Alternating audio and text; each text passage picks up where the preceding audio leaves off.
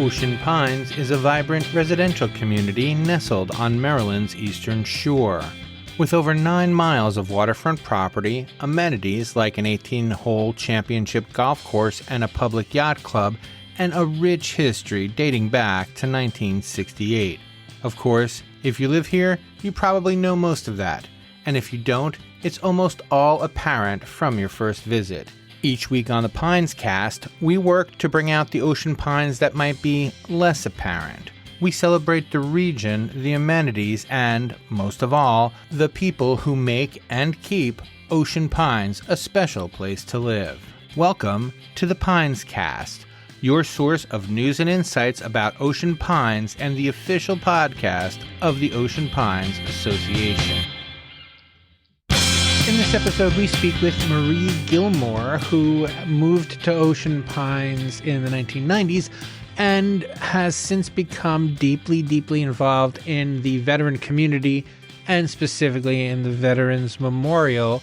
And she's, of course, going to talk to us about her history of getting here and the history of getting the memorial together and all of those exciting things. And, of course, to invite you to join the Ocean Pines community at the Veterans Memorial on Veterans Day, November 11th. But we'll get to that before too long. Right now, here's Marie.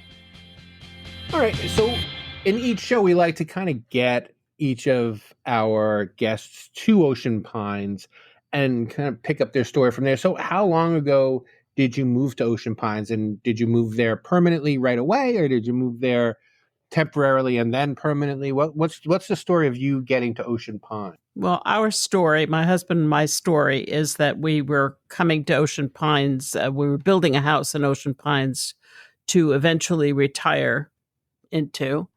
And while I was coming down here, actually for the closing, we had broken ground on Memorial Day in 1995, and we were closing around Labor Day of 1995. And I was coming down for Labor Day weekend to attend the closing. And just before I left work, which was up in Rhinebeck, New York, a transfer came through that I had been requesting for the last 8 years. So all of a sudden, I was down here permanently, and my husband was still working up in Springfield, Massachusetts, and that created quite a change in our lives. So for a year and a half, I was down here by myself. I was down here not by myself. I was with my college-age daughter. She had just finished high school and was transitioning into college, and she decided to go to Salisbury University for a year to see where she wanted to end up. So she was down here with me for 1.5 years before my husband could eventually get a new job within the company and sort of work from home in Ocean Pines. So that's really interesting. The idea was your hope was to be here and retire from here, and you had I guess given up all hope. And then the transfer came through. About 2 hours before I was leaving the building to go on vacation. So I took 2 weeks down here and then went back home and started packing up, and then came back and moved down here permanently myself. And what did you find it was like the work culture when you first moved here? That's a whole nother topic. I was from the east, from the Northeast. New York City, born and bred, and I moved into the work culture of the good old boy network. So it was very challenging. I'm born and raised in New Jersey. I had the very same thing. I went from being the slowest, most laid back guy in the office to the fastest, get him done guy in the office just by driving 4 hours south. All of a sudden, I went from a slacker to a go-getter. I can understand that. I didn't really experience so much of that. I guess I was really cognizant of the fact that I needed to assimilate into their culture, the way of doing things in the office. But the anticipation from their side was that I was going to be bringing that New York attitude and my way or the highway down with me, which was never the case. However, after 7 years, I did retire myself. So I persevered for 7 years with And some interesting characters in between. But I did replace one of the favored sons who was transferred to another. He was transferred back up to White Marsh. So I did take the place of one one of their drinking buddies. So I get it. I understood it. Didn't like it, but you live with it. That's life. that is life, but also there's your home life, because you're here especially by yourself for the Right. first year and a half. How did you find yourself with your neighbors and getting involved in the Well, community? typically I couldn't get involved in the community too much during the first few years that I lived here. I have wonderful neighbor, but the fact that I couldn't attend morning meetings, the women's club meetings were in or always on the third Thursday at 10 a.m. and I could not attend them. So consequently, I did not jump in and get involved with anything really until after I retired. And then once I retired, oh boy, I became busier than when I was working. Then I joined the women's club, and within 3 years, I was president of the women's club. And then I met, and that's where I met Roseanne Bridgman. And Roseanne Bridgman, God love her, God rest her soul, Mm. a beautiful, beautiful person. So she latched on, and I just got involved with whatever Roseanne was working on at the time. And She was always working on something too. she was president of the women's club when I joined the women's club. So she got me involved immediately with projects within the women's club, and we had a couple of very successful projects. And then from then on, I was involved with the 35th anniversary of Ocean Pines, and I ran the children's programs at the anniversary celebration. Can you tell me about the planning for that? Like, because you did the 35th and then of course the 50th.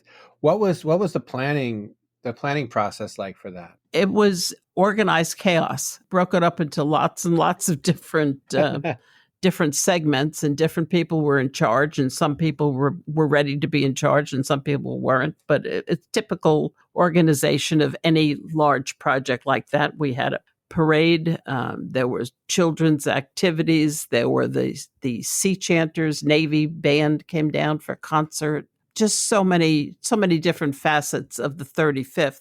It was not like the 50th. The 50th, I think, was much more expansive, because the 50th took over an entire year. There were various celebrations that went on at different facilities throughout the entire year, culminating in a big gala. The 35th, I believe, was more family centric, and it was mostly held at White Horse Park on one particular weekend, with a parade on Saturday and lots of activities. Well, the other interesting thing, and if you can speak to this, I'd love it if you could. The difference between the population at 35 and at 50 was significant, right? Yes, but the people that participate probably more equal than you would think. Because I know a lot of people who were vacationers at the 50th, at the 35th, were permanent residents at Oh, the 50th, right? That was the big thing, that 15-year period. People kept moving, right. retiring like yourself, and, Cor- and moving, Correct. I'm moving sure that there in. was a differential there, but White Horse Park was filled no matter what. So, and the parade was the Ocean Parkway was lined with people up and down. So it seemed pretty much the same. For the parade, there is I'm going to say like highlight. Like what was a highlight of that event for you? Was it the parade? I guess is what I'm asking. Yes, the parade was a highlight, but I think having the Navy Sea Chanters here for concert was probably the biggest event of that celebration. I mean, it they were amazing. They were absolutely amazing, and it was quite a feat just getting them down here which Roseanne took care of. That was her baby. she did it and did it well. What was the highlight of like the children's aspect of it? Because that's what you were in charge of, the children's. Yes. We just had lots of booths and games, and it's always just fun when you get children involved in any kind of activity. I mean, any kind of a celebration, you always want children involved as well. And we had just tremendous cooperation from Parks and Recs department. So they had a wealth of games and activities that they use from time to time. So we utilized that. We had lots of new ones, and we just filled Whitehorse Park with stations for the children to go from booth to booth to win little prizes and play some games and get involved. And it was fun. Can you tell me about the when you started up the monument? What was the pre-talk? Well, there was a lot of pre-talk between Roseanne Bridgman and Sharon O'Hare at the time. They were the co-chairs of the 35th anniversary, so they had money left over, and the thought was, let's put a flagpole down at the South Gate, because they didn't have a flagpole down there, and that flagpole at the South Gate eventually became the Veterans Memorial that we have now. But because of community involvement, the interest from the community just grew and grew, and people were promising that they would support it. So how could you not then expand and plan? And Ocean Pines was good enough at the time to deed the property over to the Veterans Memorial Foundation, which had to be established. And once we established the foundation and got players lined up, we had Rayco Construction Company helping with the construction, and we had the Odachowskis were involved with the electrical work. It just grew and grew. Denny Bowers was a longtime resident of Ocean Pines, and he had designed the Veterans Memorials in Wicomico County, and he came up with the beautiful design that we have. And just one community member after another stepping forward and saying, this is wonderful, this is what we want to do, and keep going, keep raising the money, and we'll get this done.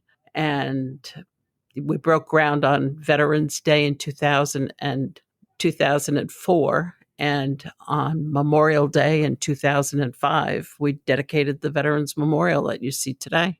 That's in between, and that's actually where I come in. I was there for the dedication. But there was also the brick sale, though. The brick sale, I guess, the brick sales are still going on. We have 2,800. Well, my husband's going to kill me because he puts them in. Let me get this straight. We have 2,290, around 2,290 bricks and pavers at the memorial right now. But there's plenty of room for more. And when we run out of space, we'll build another pathway. We will keep going. We will keep going, because it's a great fundraiser, but mostly it gives people the opportunity to honor somebody that they love. Hey there, listeners. Are you in the Ocean Pines area and looking for a pharmacy that goes above and beyond? Look no further than Tidal Health Home Scripts. Open 6 days a week, our knowledgeable pharmacists are ready to fill your prescriptions in just minutes. Plus, we offer free home delivery in the Ocean Pines area and have a super convenient drive-through window. Need over-the-counter items? We've got a large selection. And with our monthly sales, you'll find everything you need at great prices. Conveniently located at the North Gate of Ocean Pines, Tidal Health Home Scripts is open Monday through Friday from 8 a.m. to 6 p.m. and on Saturdays from 9 a.m. to 3 p.m. To fill a prescription or arrange for a free home delivery, give us a call at 410-543-4769. That's 410-543-4769. Remember, that's Tidal Health Home Scripts, your trusted pharmacy partner. And so I want to ask about that, because I wasn't aware that you were still selling bricks. Do they replace bricks? Like when you said your husband is in charge of it, do you pull out a brick and put in a brick? How does That's exactly or do that's you exactly keep how going that's out? How does exactly that how work? it's done. There were thousands of bricks, 3,000, 4,000 bricks installed to build the memorial, and they were all blank, Mhm. and one by one they're being pulled up and replaced with engraved bricks. That is fantastic. And can you remember when the decision was made that that was going to be one of the fundraising? Because that was a fundraiser to fund the memorial, and now it's to support the Correct. memorial. Am I correct? Correct. And so when did you guys start? When did you guys kick off the brick sale? I guess. Pretty soon after we started planning the memorial, we would have board meetings, and I was on the first permanent board. So we would have board meetings and discuss the sustenance of the memorial, how we were going to keep it going over the years, pay for all the flags and everything that needs that all the maintenance that would be needed. And we decided that we would do it through the sale of bricks and pavers. Well, let me ask you about that as well, because you said you weren't really involved in between the two. So how did you get involved? Roseanne invited me to be on the first permanent board. I was on for a 1-year term, then reelected for a 3-year term. And I've been on the board ever since. Why say yes? Why were you attracted to this as opposed to other things? Just the whole idea of honoring veterans just at the time touched my heart and now fills my heart. What's changed since, like, how is your relationship with the memorial and the idea behind the memorial deepened over time? Like what's happened to deepen that connection? Well, I love the memorial. I love what it stands for. And my involvement with the memorial has brought me to the American Legion. I have become very involved with the American Legion itself. I had joined the auxiliary in Ocean City and served the auxiliary for 3 years as its president, and just brought me a more deepened awareness of veterans and the causes and the plight of veterans. My husband is a Vietnam era veteran, a Marine, and although he didn't serve in country, we have both been made so much aware of all of the tragedies involved in the lives of those who did serve in country, with the burn pits and Agent Orange and all. So my husband has been a member of the Vietnam Veterans of America over at Post 166. Since their inception, I joined as an associate of the Vietnam Veterans of America, and recently, over the last year, completed an incorporation process, making us a fully incorporated chapter of the Vietnam Veterans of America, so of the AVVA, of the AVVA. And as an incorporated chapter, we will be the legacy organization for the Vietnam Veterans of America, because as we all realize, they are dying off, and the organization itself will be going away within probably a very few years. The initial year was 2025, but that's been extended to be determined. But when the VVA does go away, the AVVA will be there as the legacy organization to pick up the mantle and keep going, because it's made up of not just veterans, but veterans' families, non-veterans, and anybody interested in helping veterans. What's involved in that? How did you decide that it would be worth doing, incorporating, and then what did you have to do to get that incorporation? Well, the incorporation process took me a very long time because I'm totally unfamiliar with the law. However, I had some help within the AVVA itself, and it was important for us to become an incorporated chapter because the VVA could not turn over any funds to us unless we were a fully incorporated chapter. So when our VVA chapter has to fold, when it's no longer supported by a national organization, then we as the AVVA can step in and continue their programs and continue to help veterans in the way that they should be and deserve to be helped. And can you talk to me about how those two hats cross your involvement with the auxiliary and your involvement with the Veterans Memorial?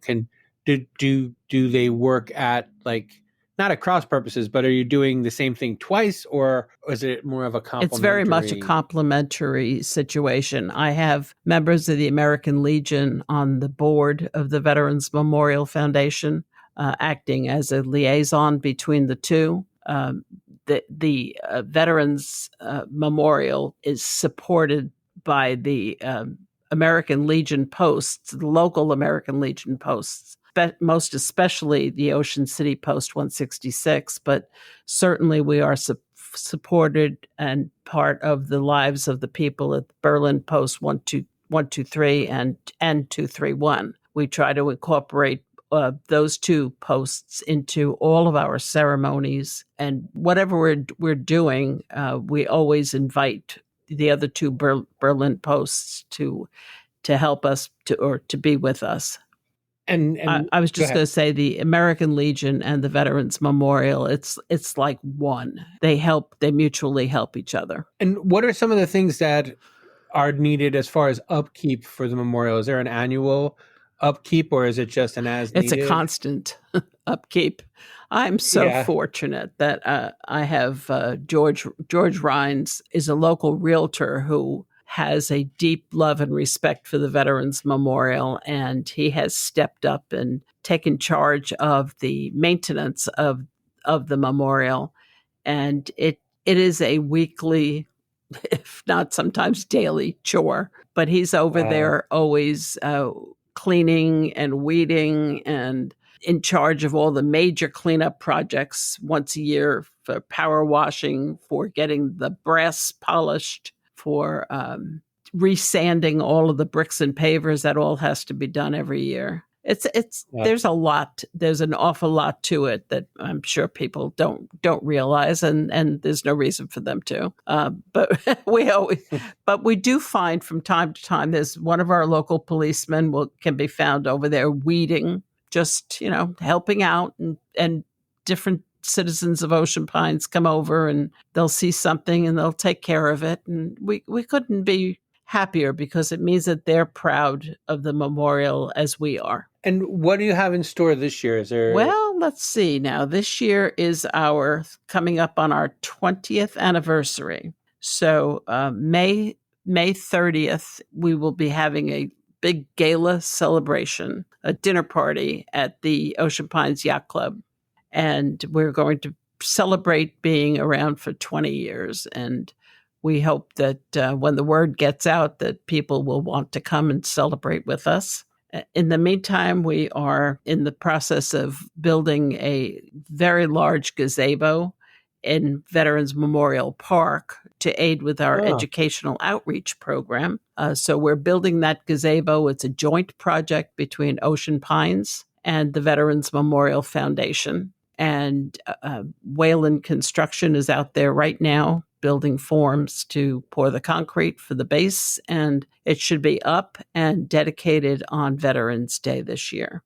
That will give us a place during our educational outreach for some of the students to either relax or an additional place for us to do some instruction. Is it going to be a combination? Like, will the dedication be on November 11th, or will the dedication be before November 11th, and November 11th will be the first time you use it, or something like that? The way we generally do that is that 15 minutes or 20 minutes before the actual Veterans Day ceremony, we will have a separate dedication of the gazebo. We've done it that way when we dedicated the wall panel from The Wall That Heals, and when we dedicated Patriots Pathway as well. It's best to do it. We have a lot of people from the community will be there already, and it's just a wonderful opportunity for more people to be involved with the dedication itself. And the press will be there, so it gets the word out more. So we'll do that 15 minutes prior to the actual Veterans Day ceremony on November 11th. Very cool. And that is all I have for you, unless you have something else for me. Is there something I should have asked and didn't, or something you thought you'd get a chance to say and I didn't provide it? There's two things, actually, I would love to brag about. Please. Our educational outreach program. Our educational outreach program brings every Worcester County student to the Veterans Memorial for a field trip each year. So we have all of the public, all the private, and all the homeschool students come to the Veterans Memorial, and they spend about an hour with docents at the memorial learning about the branches of the service of our veterans, the sacrifices that the veterans and their families make. They pick out some bricks and pavers, and they learn the stories behind those bricks and pavers. They learn about the people themselves. It's just so wonderful. And then they learn about the history of the American flag. And then a very important part of our program is that we integrate with the students, the cadets from the JROTC programs from Stephen Decatur, Snow Hill, and Pocomoke high schools. And they take turns and they come and teach flag protocol and flag etiquette. And then also we knew the last couple of years as our local Coast Guard station have been sending some coasties over during our program, and they trailer a boat and they let the children climb upon the boat and interact with the Coast Guard men and women. So that has been a wonderful new addition to our program. But it is an award-winning program, literally an award-winning program. We got the Governor's Award many years ago for it, and I think that it's probably a unique program to any memorial in the United States. So we're extremely proud of that program. We have some of the best docents, and certainly the children are inspired by being taught by cadets and Coast Guards, men and women. So that's definitely the biggest part of our mission is education, educating about veterans and the lives of veterans. And that program sums it all up for the children. They go home with an activity book that is second to none. We're in our third